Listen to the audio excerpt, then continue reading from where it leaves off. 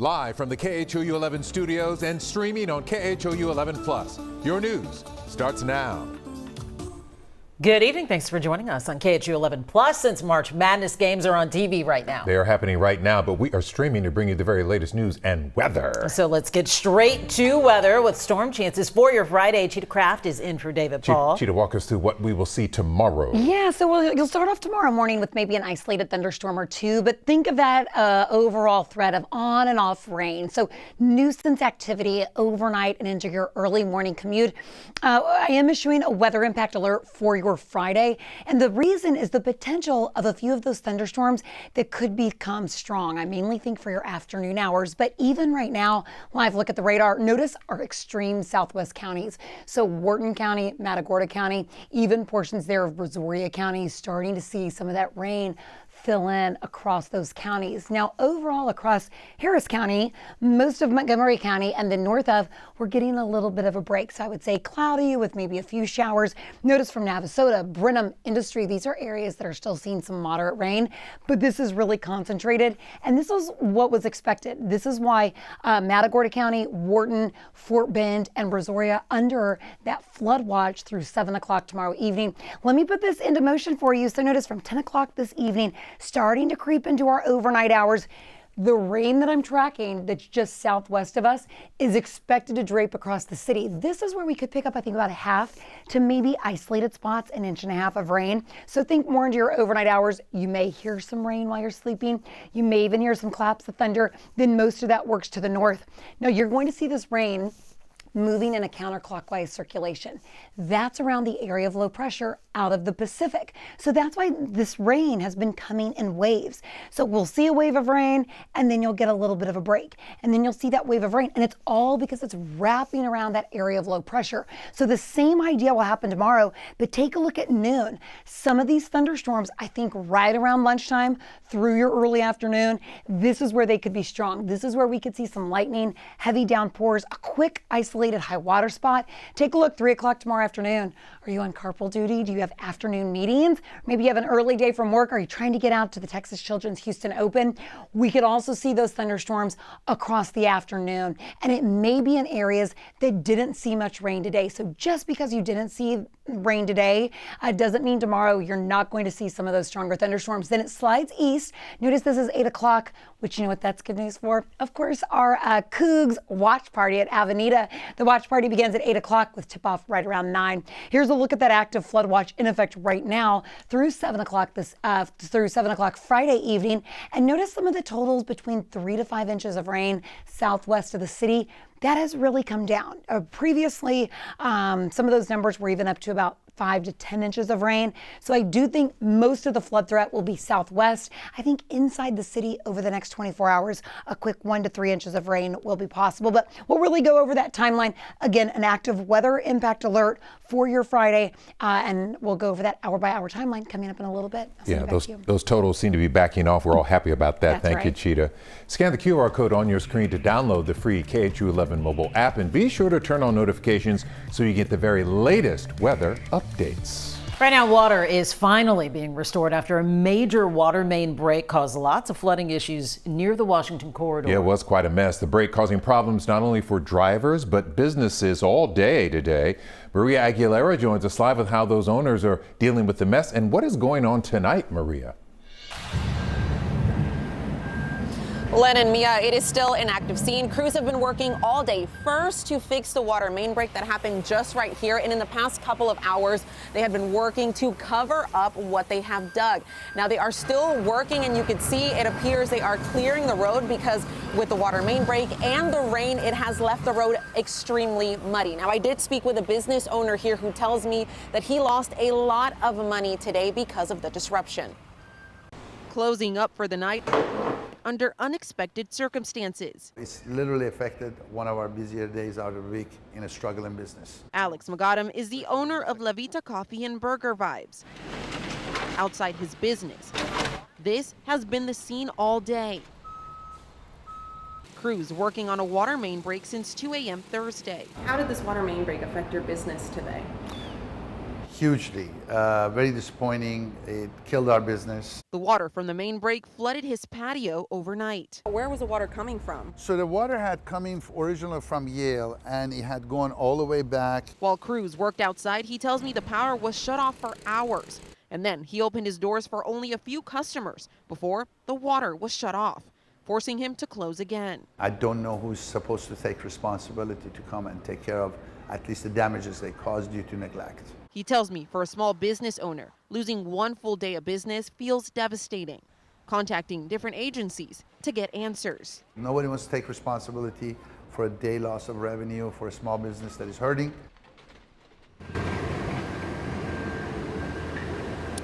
Yeah, and at this time, Public Works continues to work in the area here to try to clear the road. And we are told that this cover up here is temporary and that crews will be back at a later date for full restoration. Now, at this time, it is unclear who is at fault. Now, we did reach out to the City of Houston, Public Works, as well as Centerpoint. Public Works tells us that a contractor hit the water main while installing a utility pole. And Centerpoint tells us their crew didn't cause the water main break, that instead they discovered the leak and then alerted Public Works. Maria Aguilera, KHOU. 11 News, back to you. Trying to get it all cleaned up. Maria, thank you. Today, Texas parole board members decided to keep the killer of Tejano singer Selena behind bars for at least another 5 years. Yolanda Saldívar is serving a life sentence for the murder that happened 30 years ago. Matt Doherty has been following this for us tonight. He joins us with a closer look at the decision to deny parole. Although we may never know how the board members made their decision, the denial was expected. Back in 1995, Yolanda Saldívar was sent to prison for life with the possibility of parole after 30 years. Selena Quintanilla's convicted killer was 34 years old the day she was sentenced in Houston. Now 64, a three-member panel of the Texas Board of Pardons and Paroles has decided Saldívar will spend at least 5 more years in prison. It was a decision many say was expected. This was about as no-brainer as you could possibly imagine for someone up for parole. And quite frankly, the parole board doesn't normally grant parole when a person convicted of murder is coming up for parole on its first review. Crime victim advocate Andy Kahn with Houston Crime Stoppers says how the board members made their decisions to deny parole is protected. Family members or others who may have met with the parole board members is confidential. Today, the Quintanilla family shared their reaction to the denial on Instagram, writing, quote, "While nothing can bring Selena back, this decision reaffirms that justice continues to stand for the beautiful life that was taken from us and from millions of fans around the world far too soon." You would see some remorse, you would see some expression of sorrow. I have not seen that at all. 3 decades ago, former Nueces County District Attorney Carlos Valdez prosecuted Yolanda Saldívar for murder. And I really believe that the safest place for Yolanda would probably be where she is. Yolanda Saldívar will be eligible for parole again in 2030. If she were still alive today, Selena would be turning 54 years old next month. Lynn and Mia. We'll take it from here, Matt Doherty, tonight. Thank you. And streaming right now on KHOU 11+, Selena's story, told in a way that honors her impact and legacy, her rise, her music, and the tragedy that stunned her fans. Watch Music, Murder, Legacy, Selena's story. Download KHOU 11+ on your TV and watch for free. The clinics run by a Houston area midwife accused of performing abortions will remain closed after a Waller County judge's ruling today. Take a look. This is Maria Rojas leaving the Waller County Courthouse today after posting $1 million bond. She's accused of performing abortions at clinics she reportedly owned. It is the first such case under the state's near total abortion ban. In court today, Rojas took the witness stand but invoked her Fifth Amendment right not to answer any questions. Her attorneys did speak to reporters afterwards. This is a campaign to scare anyone associated with the provision of women's health care. And it's no surprise that in this case, we're involving immigrant and Hispanic populations, low-income populations, uninsured. Attorney General Ken Paxton releasing a statement tonight following the ruling, saying the ruling means the clinics will remain closed as this case moves forward. New tonight, a man is sentenced to 82 years in prison for causing a deadly golf cart crash while driving drunk. This happened 3 years ago in Galveston. According to testimony, 47-year-old Miguel Espinoza had left a bar and ran a stop sign, slamming into a golf cart, killing a grandfather, his niece, and 2 grandchildren. One of the victim's mothers spoke after today's sentencing. They were just trying to enjoy the last weekend of summer, and he stole that from them. He took them from us. And the last thing I was able to talk to her with that night is we told each other we loved each other and I would see her tomorrow. Bless her heart. Victim impact statements are set for tomorrow morning. We're just a few days away from President Trump's 25% tariff on imported vehicles and some auto parts. It is set to take effect next Wednesday, April 2nd. What does it mean for consumers? Here's what you can expect. Price increases anywhere from $3,000 to as much as $15,000 per vehicle, depending on the model and brand. Here's the next question. How fast will this happen? Some analysts say could be within 3 weeks of the new tariffs. Other analysts predict price adjustments within 1 to 2 weeks. Also, the increase may hurt supply chain. The tariffs expected to disrupt vehicle production in North America, meaning fewer cars on lots. We're going to keep an eye on all of this and keep you posted. New tonight, a judge has ordered the Trump administration to preserve the text messages sent on the messaging app Signal. This is the group chat that accidentally included the editor-in-chief of The Atlantic, during which Defense Secretary Pete Hegseth discussed a planned attack against Houthi rebels in Yemen. President Trump continues to defend Hegseth, but says he'll ask him to review whether the contents of the chat should have been classified. $1.6 million. That's how much was seized in a raid at 3 smoke shops in Galveston. The Galveston County Sheriff's Office says the stores were acting as fronts for the distribution of illegal substances.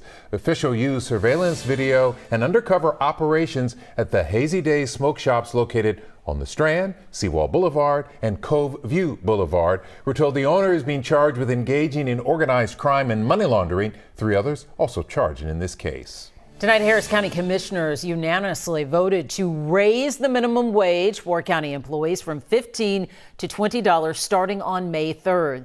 The proposal is estimated to cost $5.4 million, and commissioners say they prepared by setting money aside in this year's budget to address pay equity. King Charles is back home tonight in London after a brief hospital stay. Buckingham Palace says the 76-year-old was hospitalized for observation after experiencing temporary side effects from cancer treatment. The palace not saying the nature of the side effects or exactly what type of cancer he's being treated for.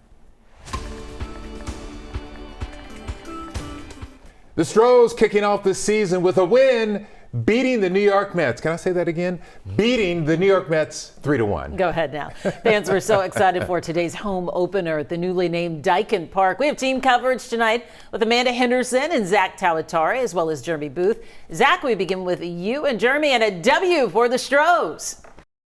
Another opening day in the books. The Astros come away with a 3-1 opening day win. It was interesting, but a win nonetheless. Our biggest takeaways, I think we have to start with the rookie, Cam Smith, getting his first major league hit on the first pitch of his first at bat. What did you see from him? Well, we talked about him not losing himself in the moment not being too big. That's just an example of that right there. Hunting a fastball, putting the barrel on it, basically. I think the nerves were kicking in, so I definitely felt that energy before I got on the field, and just to go out there and wave to the fans and connect with the fans, it was awesome. On defense, Jose Altuve handling 2 fly balls in left field, but the standout performance on Thursday, no doubt, Framber Valdez. He went 7 shutout innings. I hadn't seen this too much. Start off the season with a first pitch changeup. That's it's indicative something's going to go one way or the other, but he got it together. 7 innings solid. The Astros offense, yes, they scored 3 runs, but 2 of those runs came on fielders' choices and an error. Should we be at all concerned about the Astros offense? Something wasn't clicking all the way through. That said, they still got to win. And you get a win in these type of games, you can prolong your season into October. Like a year ago, they weren't getting these. It's an exciting group. I saw it the first few days in spring training, and I can't wait for the season to develop. All right, there you have it. Our biggest takeaways from an Astros 3-1 opening day win. For Jeremy Booth, our KHOU 11 baseball analyst, I'm Zach Tawatari. An exciting group. Excited to hear that. And Astros home games mean a financial boost for the downtown pedicab industry. You can't miss them when you're downtown for an Astros game, that's for sure. They're always looking for customers. Amanda Henderson spending the day talking to pedicab drivers about this new season. A new season means new expectations for the same goal of excellence for the Houston Astros. It's a similar goal to what downtown pedicab companies have, as they are so excited for opening day to be back. Houston, we are built for this moment of joy. It's good to be back. Back home at Crawford Street for a Houston Astros opening day victory. Like every year, right? We have excitement. We're going to make it all the way every year, right? But the guys look good. Go strong! Maybe no one is more excited about today than Memma Anene. It's like our New Year's Day. Anene owns HTX Pedicab. Pedicabs are commonly seen throughout downtown Houston, especially outside Astros home games. We know that there's 82 home games in the season, and we know it's going to be a long year. Which in turn leads to a big financial boost for the Houstonians, like Anene, who run these pedicab companies. When the Astros do good, we do good, and we're excited to be here. Do you guys feel that this is really an integral part of the Houston community?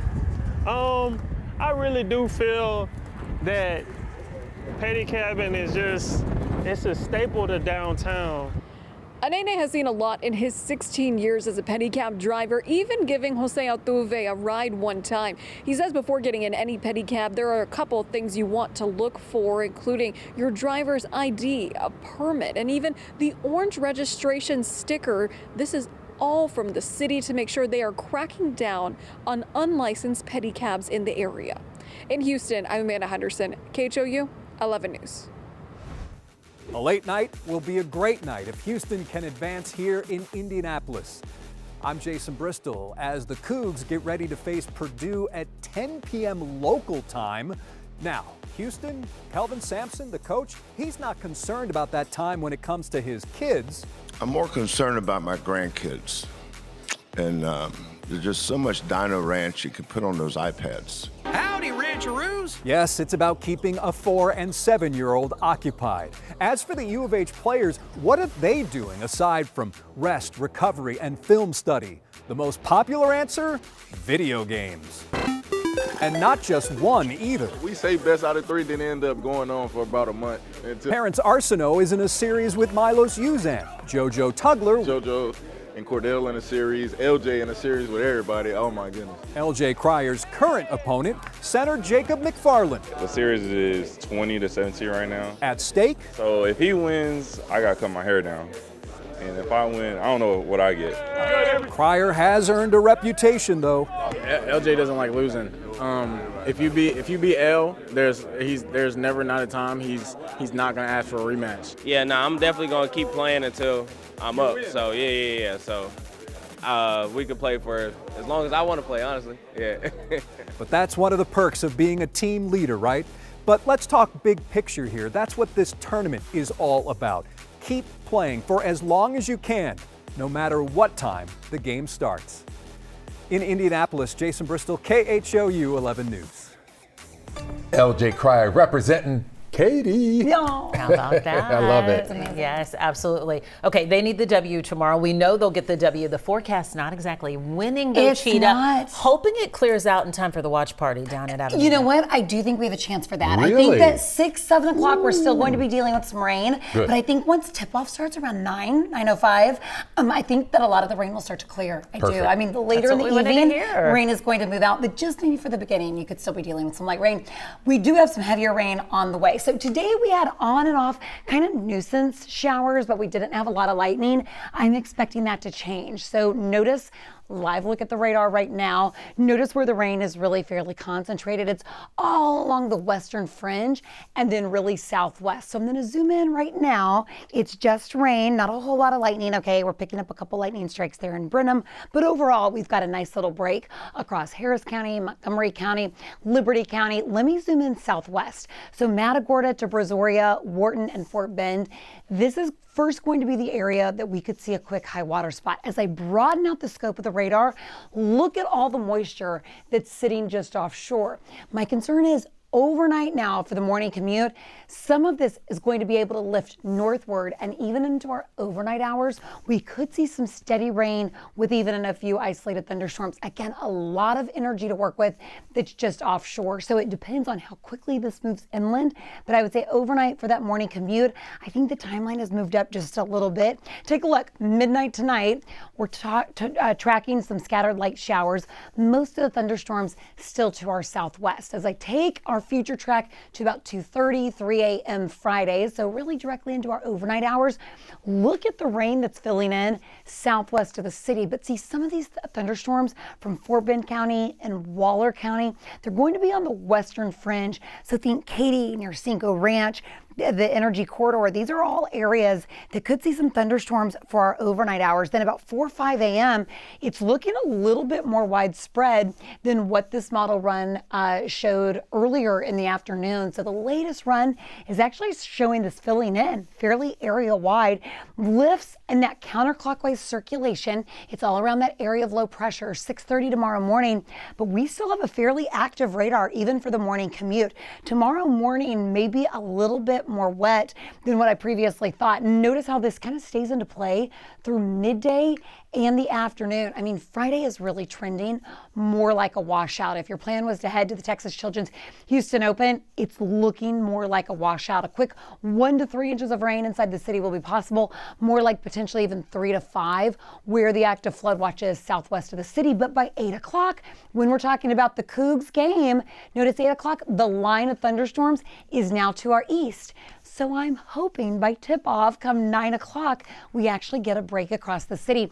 Rain totals for the next 24 hours. Notice the shading here. So the yellow into the orange, that's indicating about 1 to maybe 2 inches of rain.